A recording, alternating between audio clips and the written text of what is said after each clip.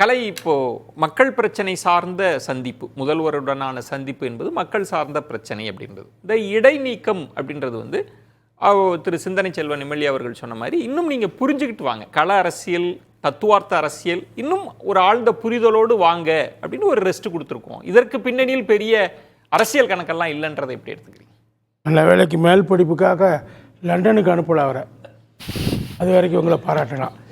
ஆனால் நீங்கள் வந்து ஆதவ் அர்ஜுனா வந்து விசிகாலேருந்து விலகி நின்று இவ்வளவு பணிகளையும் செஞ்சுருக்காரு நான் நினைக்கல.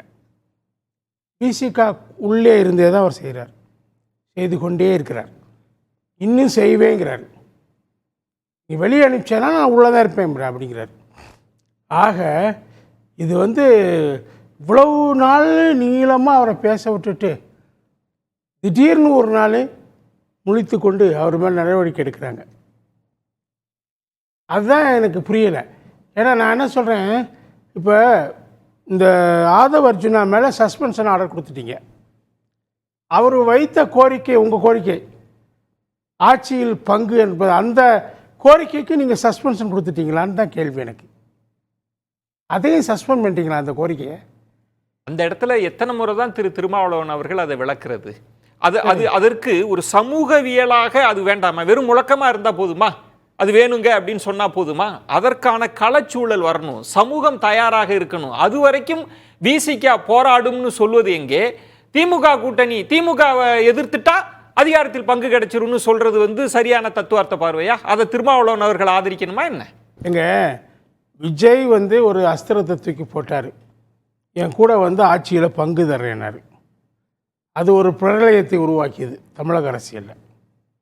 பல கூட்டணிகளும் கொஞ்சம் அசந்து போயிட்டாங்க. அந்த வகையில் திமுகவும் விதிவிலக்கல்ல, பாஜகவும் விதிவிலக்கல்ல. ஸோ அது இன்றைக்கி என்னாச்சுன்னா, ஆதவ் அர்ஜுனா அடுத்த 2026 சட்டமன்ற தேர்தலுக்கு ஒரு புதிய அஜெண்டாவை செட் பண்ணிட்டார். அந்த அஜெண்டா தான் யாரும் அதை மீறி பேச முடியாது, அதை பேசித்தான் ஆகணும். அந்த மாதிரி ஒரு அஜெண்டாவை செட் பண்ணிட்டு போயிட்டார், போகலை, இருக்கிறார். அதாவது மன்னராட்சி முறையை ஒழிப்போம். அதை ஏன் சொன்னாருங்கிறதுக்கு ஒரு கான்டெக்ஸ்டில் நான் சொல்கிறேன். எனக்கு ஒரு அரசியலை தனிநபராக சுருக்கி நீங்களாம் தத்துவார்த்தமாக பார்க்கக்கூடியவர், இத்தனை ஆண்டு காலம் இத்தனை இயக்கங்கள்லாம் களத்தில் இருக்குது. ஒரே ஒரு நபர் வந்து அதுவும் அதிகாரத்தில் பங்குன்றது எவ்வளோ பெரிய முழக்கம், அதை வந்து ஒரு தனிநபர் செஞ்சிட்டாரு. மற்ற இயக்கங்கள்லாம் பார்த்துட்டு அது பின்னால் போவாங்கன்றது எப்படி நீங்கள் எப்படி புரிஞ்சுக்கிட்டு அதை சொல்கிறீங்க? ஒரு அவ்வளவு வலிமையானவரா திரு ஆதவ் அர்ஜுனா தமிழக அரசியல்? நான் அந்த கோரிக்கையை முதல்ல வைத்தது என்பது விஜய் மாநாட்டில், அதனால பலரும் ஆகர்ஷிக்கப்பட வாய்ப்பு இருக்கிறது என்பதனால பல கூட்டணிகள் கொஞ்சம் அதிர்வலைக்கு உள்ளானாங்க. அதை சொன்ன ஆதவ் அர்ஜுனா தான் இடைநீக்கம் செஞ்சிட்டாங்களே. இப்போ இடைநீக்கம் தானேங்க, மீண்டும் வருவார், மீண்டும் பேசுவார். நீங்கள் இந்த கருத்து ஆதவ் அர்ஜுனாவுக்கு மட்டுமா இருக்கு? விசிகாவில் பெரும்பாலான தொண்டர்களை அந்த கருத்து கவ்வி பிடித்திருக்கிறது. ஒரு கருத்து பெரும்பகுதி மக்களை ஆகர்ஷிக்கும் போது அது ஒரு பௌதிக சக்தியாக, ஃபிசிக்கல் ஃபோர்ஸாக மாறிவிடும் மார்க்ஸ் சொன்னார். அதுதான் இப்போ விசிகாக்குள்ளே நடக்குதான்னு எனக்கு சந்தேகம். விசிகாவில் என்ன நடக்குது? இந்த ஆட்சியில் பங்கு என்ற கருத்தியல் பெரும்பகுதி தொண்டர்களையும் நிர்வாகிகளையும் ஆகர்ஷிச்சுக்கிறதாக நான் நினைக்கிறேன். அதைத்தான் ரெப்ரசன்ட் பண்ணுறாரு ஆதவ் அர்ஜுனா. அதை கொஞ்சம் அனுமதிக்கிறாரு. யாரு?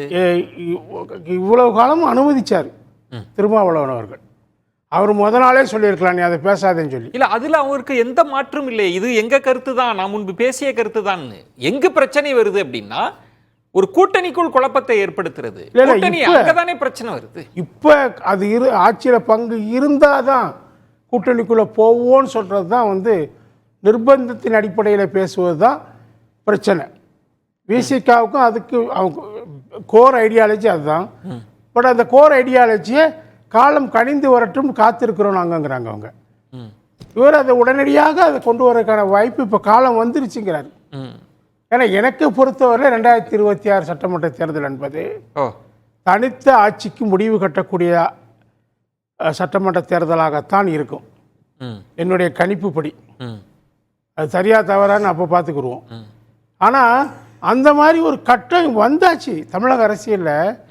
இருபெரும் கட்சிகளும் இல்லை, இப்போ நான் ஒரு கேள்வி, ஆட்சியில் பங்கு அதிகாரத்தில் பங்குன்ற முழக்கத்தை விசிக தங்களுடைய கொள்கை அடிநாதமாக வச்சு முன்பிருந்தே பேசியவர்கள் தான், பேசிக்கொண்டு இருப்பவர்கள் தான். அவங்களே இந்த சூழல் இல்லைன்னு ஏன் சொல்கிறாங்க? அவங்க நினச்சிருந்தா ஆமாங்க இதுதான் சரி அப்படின்னு சொல்லியிருக்கலாம். விஜய் அவர்கள் சொல்றாரு அப்படின்னோடனே உடனே வாங்க போயிடலாம் எல்லாரும், அவர் தான் தரேன்ட்டாரு, ஏன் போகல? என்ன காரணம் அது? அவ்வளவு எளிமையா விசிக தன்னுடைய கருத்தை மாற்றிக்கொள்ளக்கூடிய கட்சி அல்ல. எதற்காக அப்புறம் அவங்க தீவிரமாக ஆய்வு செய்துதான் எதையுமே ஒரு கால் எடுத்து வைப்பாங்க. அந்த நம்பிக்கை எனக்கு விசிக மேல எப்பயுமே உண்டு. சரி, ஆனா இந்த கட்டம், இந்த காலகட்டம் கனிந்து வந்திருக்குன்னு நான் சொல்றேன். சிந்தனை அது எப்ப கனியும்? இந்த ஒரு கருத்தும் இருக்கு. இந்த கலை அவர்களது நம்பிக்கைக்கு என்னுடைய நன்றி. தொண்டர்கள் ஆதவ அர்ஜுனாவின் கருத்து சரிதானே அப்படின்ற அளவுக்கு யோசிக்க ஆரம்பிச்சிட்டாங்க அப்படின்ற ஒன்று அவர் சுட்டி காட்டுறாரு. இல்லை அது நான் ஒன்றை சொல்கிறேன். நம்ம எங்கிருந்து இந்த இடத்துக்கு வந்திருக்கோங்கிறது ரொம்ப முக்கியமானது. நீங்கள் ஒரு கருத்து சொல்லப்படுதுன்னா, ஏற்கனவே தலித் அரசியல் என்பது வெறும் இடஒதுக்கீடு என்கிற அளவிலான ஒரு அரசியலாக அது சுருங்கி கிடந்தது. ஒதுக்கீடு என்பது வேறு, பங்கீடு என்பது வேறு. ஒரு வயலில் போய் வேலை செய்கிறோம், செஞ்சு முடிச்சுட்டு உனக்கு ஒரு கூலியை தரும் அப்படிங்கிறது ஒதுக்கீடு. இந்த வயலுக்கு நீயும் சொந்தக்காரன், அதனால் விளைந்த மூட்டையில் உனக்கும் ஒரு பங்கு அப்படிங்கிறது பங்கீடு.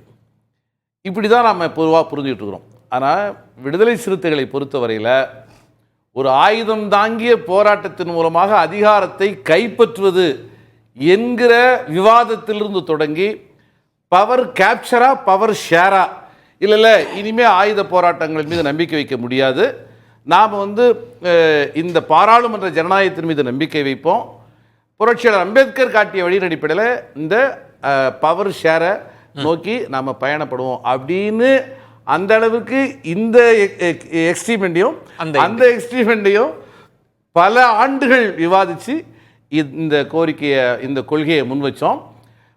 ஒரு மாபெரும் இந்திய ஆளுமையாக இருந்த முத்தமிழறிஞர் மறைந்த தலைவர் கலைஞர் அவர்கள் இருந்தபோதே, ஒரு பெரிய தலைவராக அம்மையார் ஜெயலலிதா அவர்கள் இருந்தபோதே நாங்கள் ஆட்சியிலும் பங்கு அதிகாரத்திலும் பங்குங்கிறத முழங்கினோம். இல்லை, 2001 கலைஞரோட கைகோர்த்து தான் முதல் முறையாக தலைவர் திருமா சட்டமன்றத்துக்குள்ளார நுழையிறாரு.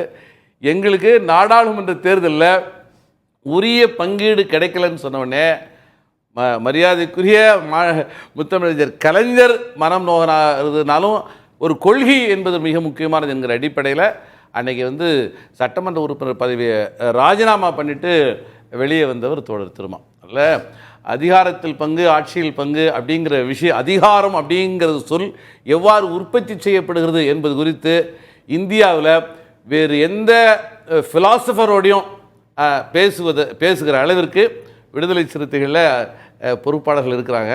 அதனால் இது தம்பி அந்த நோக்கம் சரியானதாக இருக்கலாம், அதில் ஒன்றும் தப்பில்லை. ஆனால் அந்த விஷயத்தையே அவர்தான் கண்டுபிடித்தது போல ஒரு ஒரு ஒரு சூழல் உருவாவதை அவர் கவனிக்க வேண்டும். அது தலைமையின் ஓட்டத்தோடு இணைய வேண்டும். நான் ஏற்கனவே சொன்ன ஒற்றை கருத்து தான், முட்டை அவயம் காக்கப்பட்டு அது வெளிப்படணும். ஒரு நாளுக்கு முன்னாடி உடைச்சிட்டா கோழி குஞ்சினுடைய உயிர் போயிடும். அதனால் அந்த தருணம் வரணும். அதுக்கு தலைவருடைய ஒரு தலைமையினுடைய கட்டுப்பாட்டுக்குள்ளார நம்ம இணைந்து நிற்கணும் அப்படிங்கிறது மிக மிக முக்கியமாக பேசலாம்.